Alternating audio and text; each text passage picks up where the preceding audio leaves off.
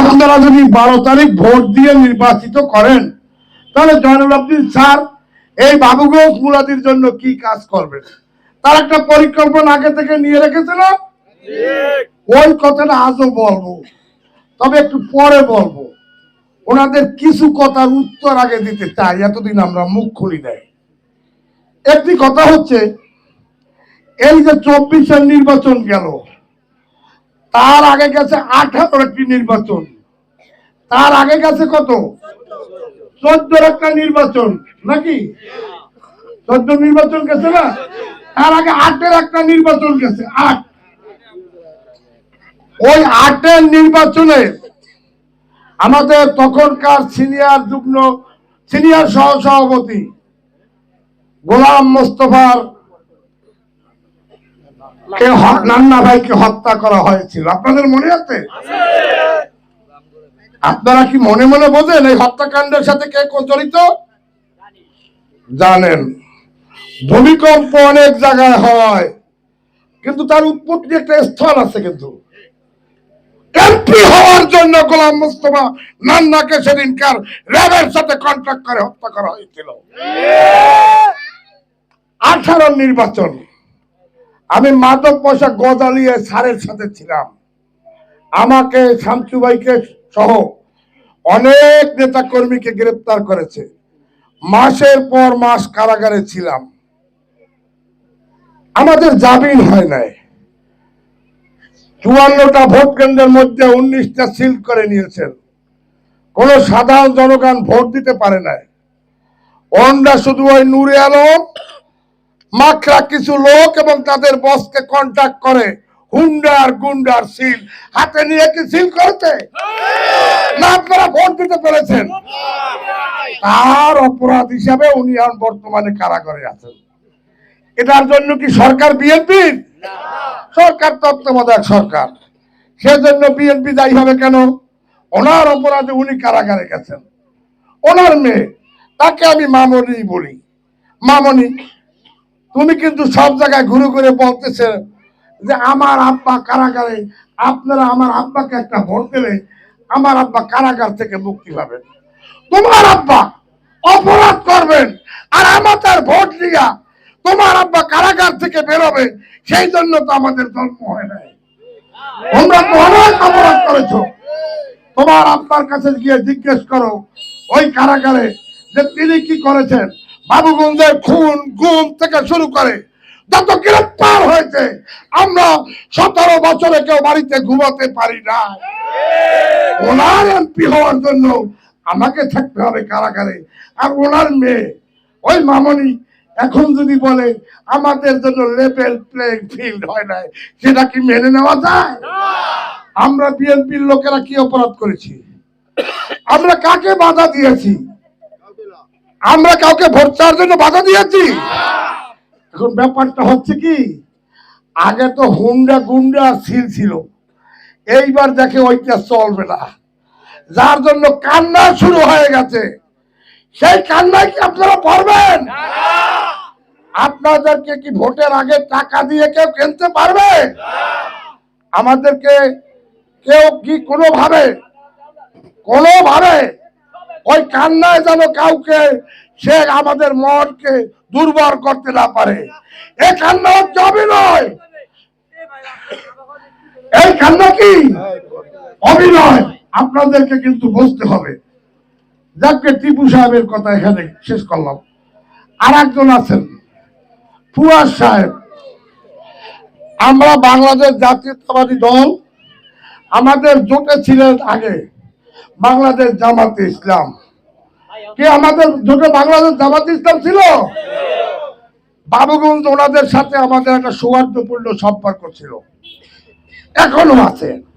ওনাদের প্রার্থী ছিলেন বাবর ভাই, এই কেদারপুরের কীর্তি সন্তান। একসাথে বাবর ভাই, আমি, এই জামাতের বাবুগঞ্জের আমির, এই আমাদের কচি ভাই একসাথে কারাগারে ছিলাম। ভদ্রলোক, ভালো লোক ছিল। ওনার আমরা তখন একটা কথা ওনাদের মুখ থেকে শুনেছি যে ভাই এই লোক সম্পর্কে সতর্ক থাকুন। তখন বুঝতে পারি না যে কি বলতে চায়। হঠাৎ যখন ওনার মুখ থেকে শুনি যিনি ক্যান্টনমেন্ট উড়িয়ে ফেলবেন, তখন আমার মধ্যে কাজ করছে হঠাৎ করে এই লোকে এমন কি শক্তি আছে যাতে ক্যান্টনমেন্ট উড়িয়ে ফেলতে পারে। হঠাৎ আর একদিন শুনি উনি বিজয় দিবস মানেন না। তখন আমার মধ্যে প্রশ্ন ছিল যে কি জন্য উনি বিজয় দিবস মানেন না, তাহলে উনি স্বাধীনতা মানেন না, দেশের সার্বভৌমত্ব মানেন না। হঠাৎ করে উনি একদিন বক্তৃতা দিলেন যে এই বিএনপি রাজনীতি যারা করে তারা অনেক ফকির মিসকিনের ছেলেমেয়েরা করে। ভালো কথা, বিএনপি তো সব ধরনের লোকেরাই রাজনীতি করে, ধনী মানুষেরা করে, মধ্যবিত্তরাও করে, এই শামসু ফকির সাহেবরাও তো করে, তাই না? উনি আমাদের সাবেক সেক্রেটারি হিসেবেও তো করে, আমাদের বাদশা ফকির আছে সেও রাজনীতি করে। হঠাৎ করে উনি দেখলাম আমার টাকা নাই, আমার বিকাশ নাম্বার এত, ব্যাংকের অ্যাকাউন্ট নাম্বার এত। আমি বললাম কি, এই জমিদারের সন্তান হঠাৎ করে আমাদেরকে ফকির মিসকিন বানিয়ে উনি বিকাশ নাম্বার দিলেন, তাহলে তো ওনার চেয়ে আমরা ভালো আছি, আমরা তো ওই পর্যায়ে পৌঁছে যাই। তো ওনার সম্পর্কে আমি কিছু বলতে চাই না, আমি জামাতের ভাইদেরকে বলতে চাই, ভাইরা আপনাদের তো প্রার্থী নেই, আপনাদেরকে চাপিয়ে দেওয়া হয়েছে। আগে বলতেন দাঁড়িপাল্লায় ভোট দিলে বেচতে যাইবে, অন্যরা দোজকে যাবে। এখন আপনাদের সাথে যদি পাবলিক জিজ্ঞেস করে এই খিমাকায় ভোট দিলে তাতে কিনতে যাবে, উত্তর কিন্তু দিতে পারবেন না। আরেকটা কথা বলি, উনি বিভিন্ন জায়গায় জামাতের আমির বাবুগঞ্জ, ওনার নাম রফিকুল ইসলাম, আরো যারা জামাতের আমির নেতা আছেন, উনি বাবুগঞ্জ নমিনেশন পাওয়ার আগে উনি কিছুদিন আগে বাবুগঞ্জ অনেক উন্নয়ন করছে। বাইরে যখন এই মীরগঞ্জ সেতু হয় তখন ভুয়া সাহেব বাবুগঞ্জ আসেন নাই, তখন এই শামসু ফকির ছিল উপস্থিত, এই জামাতের আমির সাহেব উপস্থিত ছিলেন।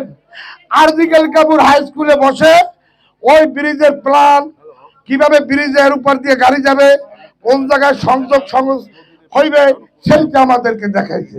উনি হঠাৎ করে বলে যে ব্রিজ আমি করছি। ভাই ব্রিজ কি উনি করছে? হ্যাঁ,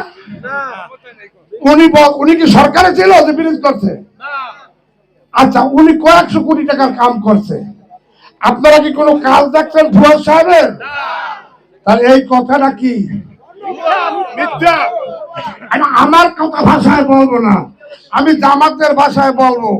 আমাকে বলছো কিন্তু একটা বাটফার, আমি জামাতের ভাষায় বলছি এই বাটফার সম্পর্কে আপনাদেরকে সতর্ক থাকতে হবে।